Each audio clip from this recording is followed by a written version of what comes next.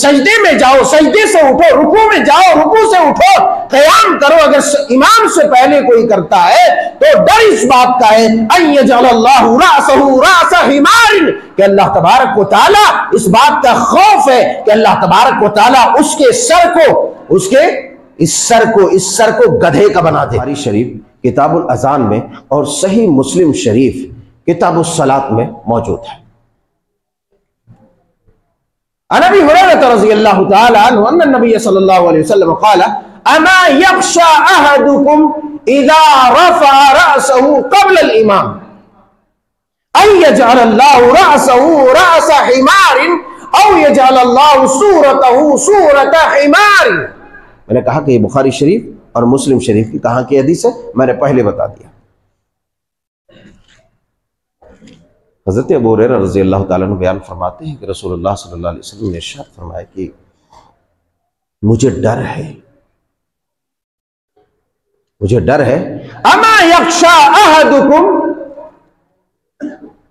किस बात का खदशा, आप किस बात से डर रहे, किस बात से डरा रहे हैं कि तुम में का कोई आदमी इदा रफ़अ रअसहु क़ब्ल अल-इमाम। चूंकि डायरेक्ट मैं इस हदीस पर क्यों आ गया, इससे पहले कई बार मैंने दुरूस में भी इसकी तरफ निशानदेही और रहनुमाई की थी, और मस्जिद और नमाज के ताल्लुक से चूंकि ये मसला है इसलिए मैंने पहले ये हदीस रख दी है और इसका काम हम यहां तमाम कर देंगे। फरमाया कि तुम में से कोई आदमी इमाम से पहले रुकू करे, सजदा करे, इज़ा रफ़अ रअसहु क़ब्ल अल-इमाम। क्या करते हैं, हमें से बहुत सारे लोग अभी अल्लाह अल्लाह नहीं क्या होते हैं तब तक सट से उठ के खड़े हो जाते हैं।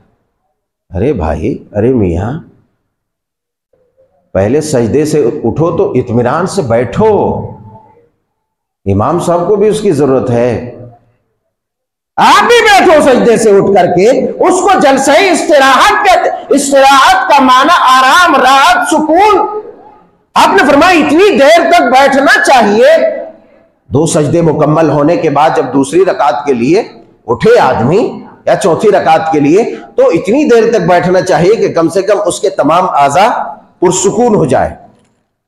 इसलिए उस बैठने को जलसा इस्तिराहत कहते हैं। एक रकात अभी कंप्लीट हुई, दूसरी रकात के लिए सीधा सजदे से खड़े हो जाते हैं। ऐसा खड़ा होना मना है हदीस के अंदर। आपको बैठना है थोड़ी देर तक, इसलिए कि आप नहीं बैठ रहे, पता चला इमाम साहब बेचारे आराम फरमा रहे, एक रकात पूरी हो गई, उठने के लिए बैठे और पता चला कि मुक्तदी यहां खड़े हैं। ऐसे तमाम लोगों को डरना चाहिए। आपने डराया अमा यख्शा अहदुकुम इज़ा रफ़अ रअसहु क़ब्ल अल-इमाम, कि अगर इमाम से पहले तुम कोई हरकत करो, सजदे में जाओ, सजदे से उठो, रुकू में जाओ, रुकू से उठो, क़याम करो। अगर इमाम से पहले कोई करता है तो डर इस बात का है अय्यजअल्लाहु रअसहु रास हिमारिन, कि अल्लाह तबारक व तआला, इस बात का खौफ है कि अल्लाह तबारक व तआला उसके सर को, उसके इस सर को गधे का बना दे। मैंने कहा कि हदीस बयान की आपको, सही बुखारी शरीफ की। दुनिया का कोई भी आलिम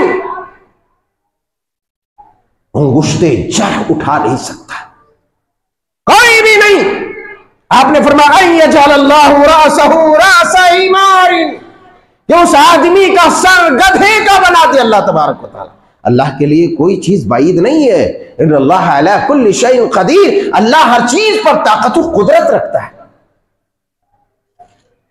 औ यजअल सूरतहु सूरत हिमारिन, कहा कि या ऐसा हो कि अल्लाह तबारक व तआला उसकी शक्ल गधे की शक्ल में तब्दील कर दे। जिस जुर्म को हम जुर्म ही नहीं समझते, जिस गुनाह को हम गुनाह ही नहीं समझते हैं, इसलिए ऐसा कभी मत करो। इसलिए मैं आमतौर पर कहा करता हूं, जब इमाम साहब अल्लाहु अकबर कहे तो अकबर खत्म हो, उसके बाद उठो भाई, तो उसके बाद सजदे से उठो, रुकू से उठो, नहीं तो उससे पहले तुम उठ जाओ। इसलिए इमाम से पहले नमाज में कोई भी हरकत करना जायज नहीं है, हराम है, बल्कि उसकी नमाज बातिल हो जाएगी। यहां तक कि सूरा फातिहा भी आदमी इमाम से आगे नहीं पढ़ सकता है। बाज लोग कैसे करते हैं, इमाम साहब वला ज़ाहिलीन तक पहुंच रहा है, तब तक इसका 2 बार सूरा फातिहा हो गया। इमाम के बराबर में नहीं चल सकते तुम। इमाम के बाद चल सकते हो। ये तो हदीस पाक मैंने रख दी इसलिए कि यह हरकत मुझे बहुत मालूम हो रही है और लोग बता भी रहे हैं कि इस तरह से लोग कर रहे हैं। लिहाजा मेरे भाइयों, अगर अपने सर को बचाना है, अपनी सूरत ही खूबसूरत ही रखना है, आईने के सामने खड़े होकर के शर्मिंदा नहीं होना है, तो ऐसी हरकत मत करो कि अल्लाह आपकी शक्ल या आपका सर गधे का बना दे। एक तो ये जुर्म था। अब आइए नमाज। नमाज कितनी अहमियत के हामिल है।